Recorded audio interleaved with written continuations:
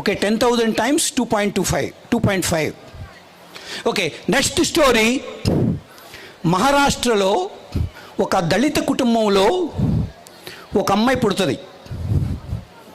Okay, ఆ అమ్మాయి వాళ్ళ కుటుంబంలో ఆ అమ్మాయితో పాటు 3 అమ్మాయిలు 2 అబ్బాయిలు. చాలా పెద్ద ఫ్యామిలీ, చాలా పూర్ ఫ్యామిలీ.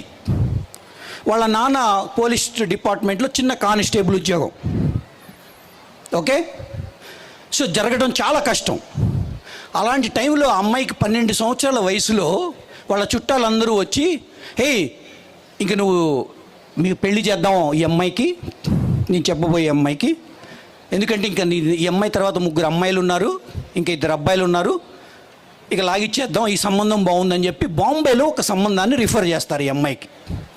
కానీ ఈ అమ్మాయికి ఇష్టం ఉండదు. కానీ పేరెంట్స్ అందరూ ఫోర్స్ చేయటం వల్ల అట్ ద ఏజ్ ఆఫ్ 12 ఆ అమ్మాయి, వెనకటి రోజుల్లో, వెనకటి ఓల్డ్ స్టోరీ, సో 12 ఇయర్స్కి ఆ అమ్మాయికి పెళ్లి చేసేస్తారు. షాప్ తయారు చేసి ఆ సప్లై చేస్తూ డబ్బులు సంపాదిస్తూ ఉంటుంది.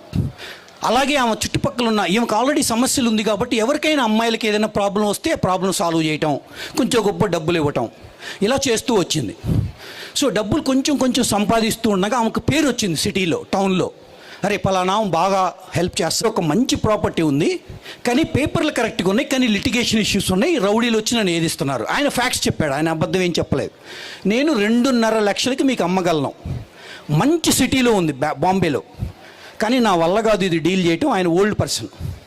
2.5 లక్షలకి మీకు ఇస్తాను, పేపర్లు కరెక్టు, కానీ లిటిగేషన్లో ఇష్యూలో ఉంది, రౌడీలు ఏడిపిస్తున్నారు, మీకు ఓకే అయితే తీసుకోండి. ఆమె నెక్స్ట్ థాట్ కూడా చేయకుండా 2.5 లక్షలు యాక్సెప్ట్ చేసి పే చేసేసి డాక్యుమెంట్స్ కలెక్ట్ చేసుకుంటుంది. కానీ ఆమె భయపడకుండా కోర్టు చుట్టూ తిరిగి, కలెక్టర్ల చుట్టూ తిరిగి, ఎన్నో కష్టాలు పడి ఆ ప్రాపర్టీ ప్రాబ్లం మొత్తాన్ని సాల్వ్ చేసేసింది. Problem is totally రిసాల్వ్డ్ and the property is in a pretty good condition. ఇప్పుడు ఆమెకు అనిపించింది, ఇప్పుడు ప్రాపర్టీ క్లియర్గా ఉంది కాబట్టి దీని వాల్యూ పెరిగి ఉంటుంది అని చెప్పి ఒక బిల్డర్ దగ్గరికి వెళ్ళి, ఇప్పుడు నా ప్రాపర్టీ వాల్యూ ఎంత అంటే ఆయన 50 లక్షలు అమ్మా అని చెప్పాడు. 2.5 లక్షలు కొన్న ప్రాపర్టీ 1.5 ఇయర్లో దట్ బికేమ్ 50 lakhs, అంటే 25 రెట్లు పెరిగింది అప్రాక్సిమేట్లీ, మ్యాథమెటికల్లీ, రైట్. ఒక ట్యూబ్స్ కంపెనీ, ఒక ట్యూబులు తయారు చేసే కంపెనీ ప్రాబ్లమ్స్లోకి వచ్చి బ్యాంక్రప్ట్ అయిపోతూ ఉంటుంది. అది వాళ్ళు నడపలేక చేతులు ఎత్తేస్తారు. వాళ్ళకి ఈమె పేరు ఎలాగో తెలుస్తుంది, వాళ్ళకి ఈమె పేరు తెలిసి, ఈమెకు బాగా పేరు ఉంది, ఈమె బాగా చేస్తుంది ఆంటర్ప్రెన్యూర్ అని చెప్పి వాళ్ళు వచ్చి ఈమె దగ్గరికి అప్రోచ్ అయ్యి, ఆమె పేరు ఎవరికైనా తెలుసా? Anybody guess? ఇది గమనించిన గవర్నమెంటు ఈమె ఎంతోమందికి ఉపాధి, ఆడవాళ్ళకి ఎస్పెషల్లీ చాలామందికి ఉపాధి ఇచ్చినందుకు ఆమెకి పద్మశ్రీ అవార్డు కూడా ఇచ్చారు. ఆమె పేరు ఎవరికన్నా తెలుసా? 500 rupees prize. Anybody? 1000 rupees now, 1500. ఎవరు?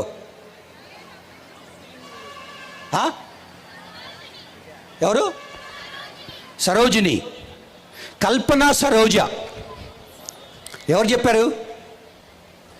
ఇంటర్నెట్లో చూసావా? ఎలా తెలుసు?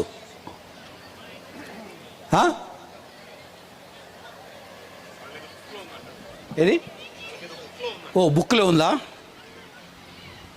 Okay, here is the 1000.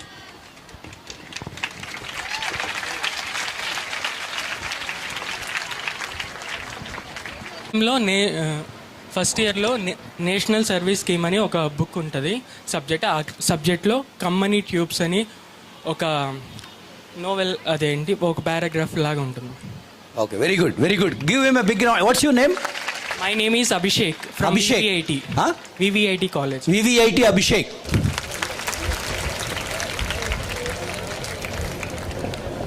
కల్పన సరోజ్ ఇప్పుడు ఆమె కొన్ని వేల కోట్ల రూపాయలకి అధినేత, కొన్ని వందల వేల మందికి ఉద్యోగాలు ఇచ్చిన ఒక హీరో. ఒక దళిత కుటుంబంలో నుంచి 12 సంవత్సరాల వయసులో పెళ్లి చేసుకుని ఇబ్బందులతో బ్యాక్ వచ్చి ఎలాంటి ప్రాబ్లమ్స్ని సాల్వ్ చేసి ఎలా పైకి వెళ్ళింది.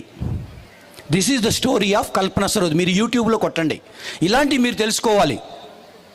అంతేగాని ఊ అంటావా ఆ అంటావా మామ, ఈ పాటల వల్ల మనకు పెద్ద ఉపయోగం ఏమీ లేదు.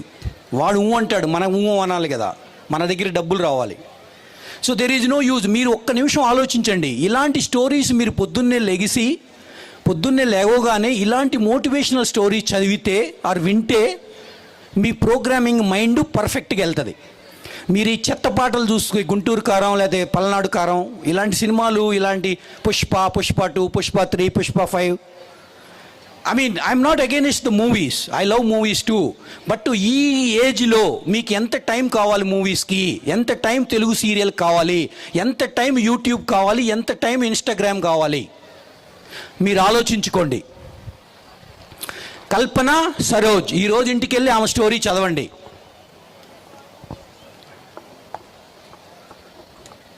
ఆమె ఎంత కష్టపడింది. సాగర మదనం మొదలవగానే విషమే వచ్చింది, విసుగే చెందక ప్రయత్నిస్తేనే అమృతం ఇచ్చింది.